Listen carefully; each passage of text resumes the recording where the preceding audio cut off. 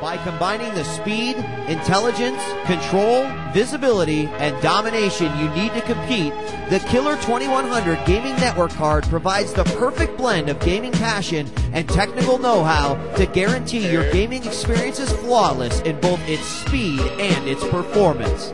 Find out more information at www.bigfootnetworks.com.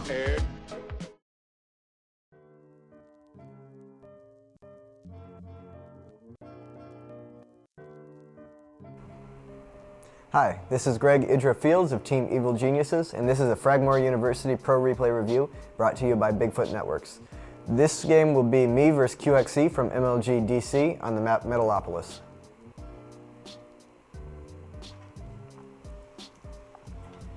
Here we have QXC as the red Terran at the top right position, and me as the blue Zerg in the bottom left position.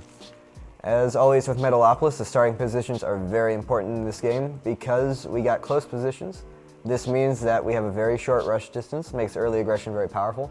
And also as we move on to the mid game, this expansion placement greatly favors Terran because they can move up and secure this very easily. There's not a lot of distance for them to cover, which is very helpful for the unmobile Terran race. But they also take control of this high ground, which allows them to control this whole area with siege tanks. And also a very easy way to put pressure on the Zerg Natural, as they're right here. They can control this high ground, and tank range covers all of this area. They're able to just dance back and forth with units here, harassing your Natural, while their tanks cover them and allow them to retreat very easily. So these positions really provide a pretty big advantage for Terran. In this game, we'll see a pretty long standard macro game. QXC, I believe, goes for a Hellion expansion, and I play my normal Mutiling Baneling army. And he is very aggressive in the mid game, a lot of very strong pressure. You can see how I defend that. And you'll see a few small strategical mistakes that he makes that I take advantage of that allow me to take the game. Here you can see QXC scouts me very early.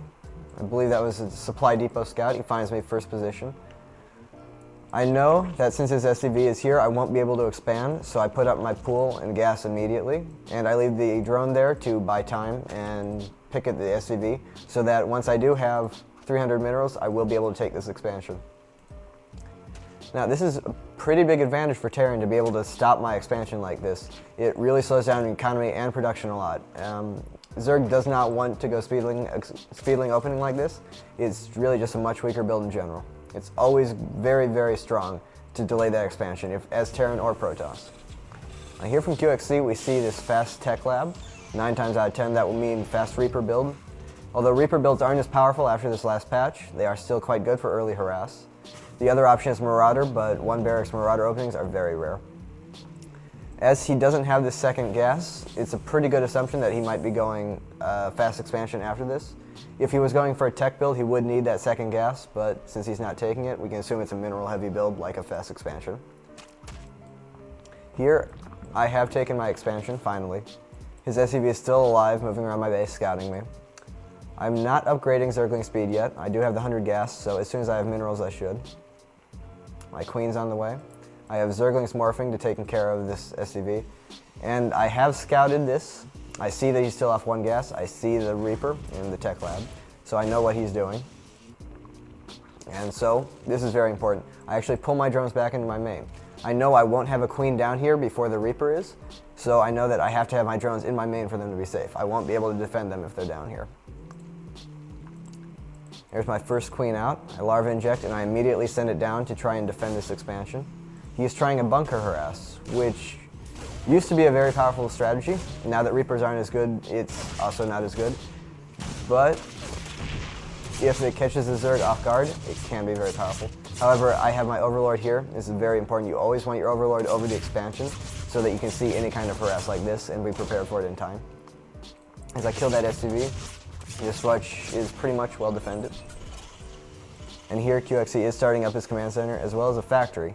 This is kind of unusual. Usually when you see a fast expansion build, you see the Terran put up 2 or 3 more barracks and go mass units, but he's teching behind it. This is a very vulnerable build, but he knows that I'm not a very aggressive player, and so he's taking advantage of the fact that I probably won't be attacking him. This is a very smart play, and it shows just how important it is to know your opponent and to take advantage of their tendencies. My second Queen is almost out, and my lair will be on the way as soon as I have enough resources. Now that my natural is defended, I can transfer drones down and start to take advantage of the extra resources. Also pumping some extra Zerglings just in case he wants to keep being aggressive. He did make some extra Reapers, but he's stopped now. So it turns out those Zerglings aren't necessary, but as long as you aren't able to scout them, you do have to make some extra units just to be safe. If you're caught off guard by Reapers, that's pretty much game over. They do so much damage so quickly, you really have to think ahead in order to deal with them. And they also allow some slight harass like that. This also provides scouting information. I know he's expanded. I know he's playing defensively, and that he has to be a little scared right now. He's building that bunker. He doesn't have a whole lot of units. And here you can see Pre-Igniter and Hellions. This is again QXP responding to my normal style of play.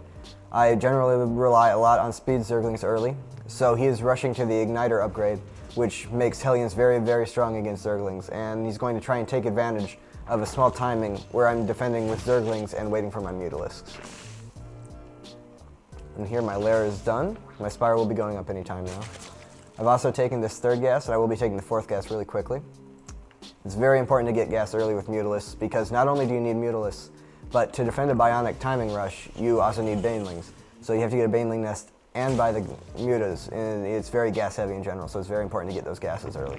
Whereas if you were going, for instance, a Roach build, it would be much better to stick on minerals and stick on 2 gas and focus more on mining minerals, as you do not need as much gas for that kind of build.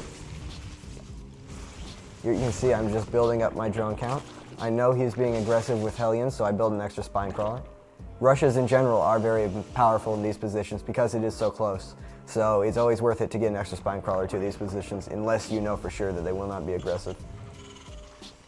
And here he keeps building up Hellions. He has the Igniter upgrade already done. He's also getting some Marauders, some Marines. Just building up kind of a solid, standard, early mid-game army that can deal with just about anything. Here, my Spire is almost done. My drone count is almost full. Generally, I'll want to stick on around 18 drones per mineral line and 3 per gas. You usually don't max out on drones before the Spire is done. You'll have to make another few as your mutas are running around harassing.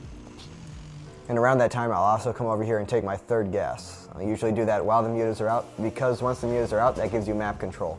You know that Terran can't really afford to push out, or they leave their base undefended, and your Mutalisks can take advantage of that.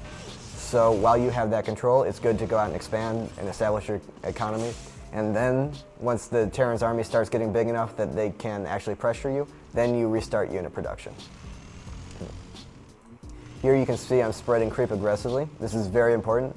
Not only does it give you better unit speed for all this area, but it also provides scouting information. I can see these Hellions here. I know they're here because I have those creep tumors. So, creep tumors are always something that's very, very important to focus on as a Zerg player. It's just so beneficial in so many ways. And here, again, QXC is responding to the way I normally play. He knows I go for mutas like this, so he rushes out of Thor and gets Marine support, has Hellions to take care of the Zerglings. And this is a timing push that's designed to beat a mutiling army, like I am normally relying on at this time.